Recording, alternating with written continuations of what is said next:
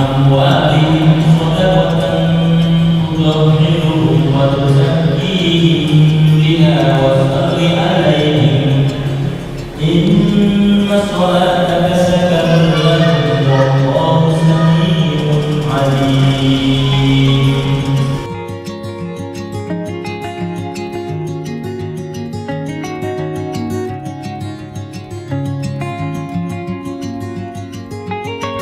Berarti apa yang kita nikmati, yang kita rasakan hari ini adalah imbal balik dari apa yang kita kerjakan kemarin. Dan apa yang kita kerjakan hari ini akan menjadi sebuah cerita kebaikan, kemanfaatan untuk besok dan kemudian hari buat kita.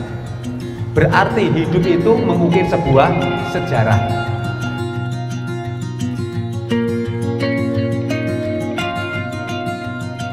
Disinilah kita sebagai orang yang mendapatkan hidayah diajak selalu apa yang kita ucapkan, apapun yang kita lakukan selalu bisa bermanfaat untuk orang lain dan orang banyak.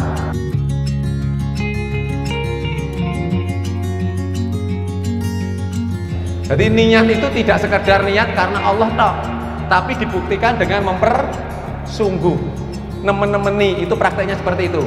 Jadi siapapun yang nasihat, siapapun yang ngisi materi, mudah-mudahan apa yang disampaikan bisa menjadi suatu kemanfaatan buat saya. Itu namanya rasa untuk mempersungguh.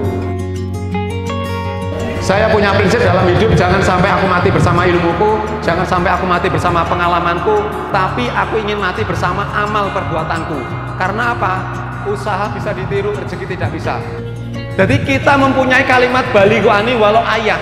Sampaikanlah walaupun itu satu ayat dari saya. Itu kalimat Nabi, itu bukan untuk agama saja, dunia pun wajib. Berbagilah ilmu itu sebagaimana guru SD, yang mana guru SD itu berbagi ilmu, mendidik anak didiknya, tidak punya rasa khawatir.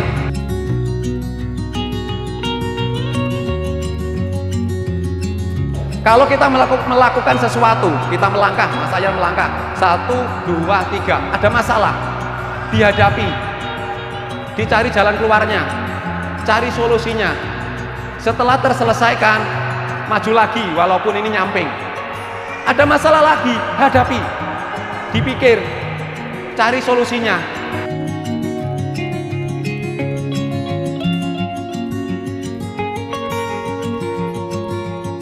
Banyaknya masalah berarti kita tambah dewasa, tambah mengerti, tambah bijak, tambah pengalaman.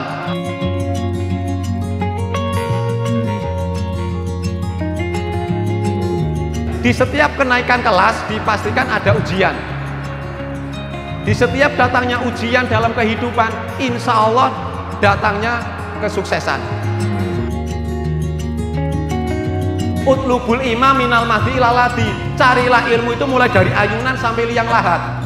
Berarti menunjukkan kita itu selalu belajar. Di atas langit masih ada langit. Kalau Pak Jokowi bilang itu kerja, kerja, kerja. Kalau Mas saya tidak, belajar, belajar, dan belajar. Walaupun bekerja sambil belajar.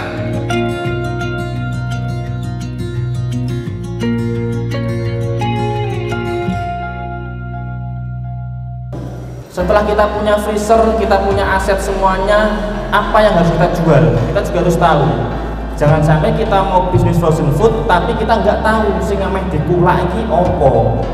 Ngertine sosis.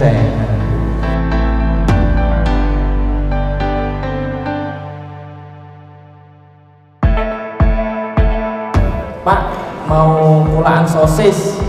Lah mereknya apa Bu? Pak, bingung lah. Itu kan lucu. Jadi setidaknya kita harus searching, tahulah apa yang di situ dikatakan barang dagang terhadap frozen food itu apa saja.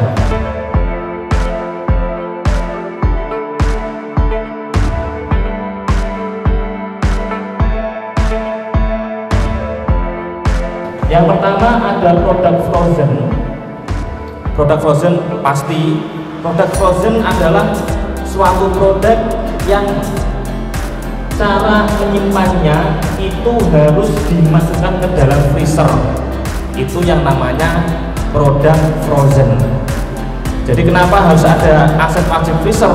Karena produk yang kita jual ini harus masuk ke freezer. kalau tidak masuk ke freezer itu akan tidak tahan lama.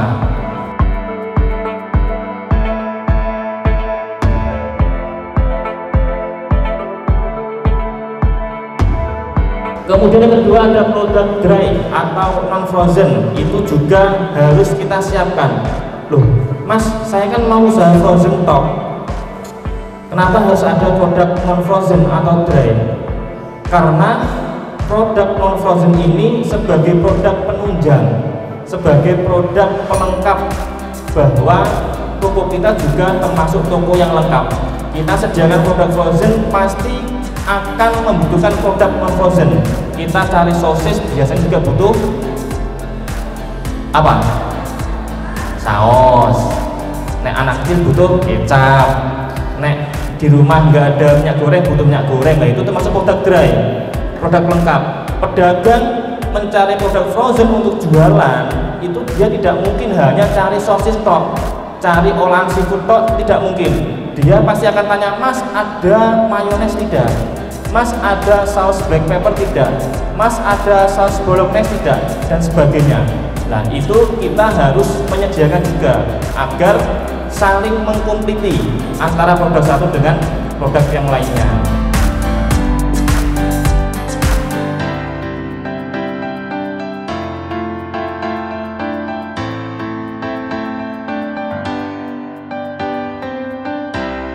Assalamualaikum warahmatullahi wabarakatuh. Mohon izin memperkenalkan diri. Kami dari kepengurusan tim Subang Kota ingin menyampaikan saran, usul saran dan kegiatan yang telah disampaikan pada hari Minggu seminar tentang kewirausahaan. Alhamdulillah dengan izin Allah kami sangat termotivasi dengan adanya kegiatan yang telah disampaikan. Seminar baru kali ini betul-betul bisa tersentuh dan memberikan motivasi yang itu sangat bernilai bagi kami. Dengan adanya seminar wirausaha ini bisa menerima dan bisa mengembangkan ilmu yang didapat. Namun saran dan bagi saya tidak berhenti dari sini saja, karena situasi keadaan manusia bisa berubah. Nah, berpikiran bisa berubah dengan semaksimal mungkin, sedini mungkin untuk bisa selalu memberikan pembelajaran, belajar dari apa yang telah disampaikan tersebut. Jadi motivasinya tidak hanya sekali saja, mungkin bisa disampaikan berkali-kali. Syukur-syukur sebulan sekali atau maksimalnya 3 bulan sekali. Karena tanpa ada motivasi lagi, orang yang sudah sukses, mereka orang berubah pikiran lagi. Karena termotivasi ini lagi tadi belajar. Nah itu tadilah yang bisa menyampaikan bagaimana caranya orang bisa sukses tanpa belajar. Itu tadi yang termotivasinya tidak kerja tapi belajar. Namanya belajar itu orang pasti banyak kekurangan, banyak pengen tahu dan pengen sukses. Tanpa belajar orang nggak mungkin akan sukses. Ya, merasa dirinya kekurangan, baik kekurangan ilmu terutama, apalagi kekurangan sodako, kekurangan amalan dan sebagainya. Termotivasi oleh di situ. Maka semuanya harus diniatin ibadah dan sodako. Mudah-mudahan semuanya ini bisa berjalan aman, lancar, dan barokah. Demikian, alhamdulillah atas motivasinya, jazakumullah khairan. Mudah-mudahan bisa Allah paring selamat, aman, lancar, dan barokah. Alhamdulillah, jazakumullah khairan. Wassalamualaikum warahmatullahi wabarakatuh.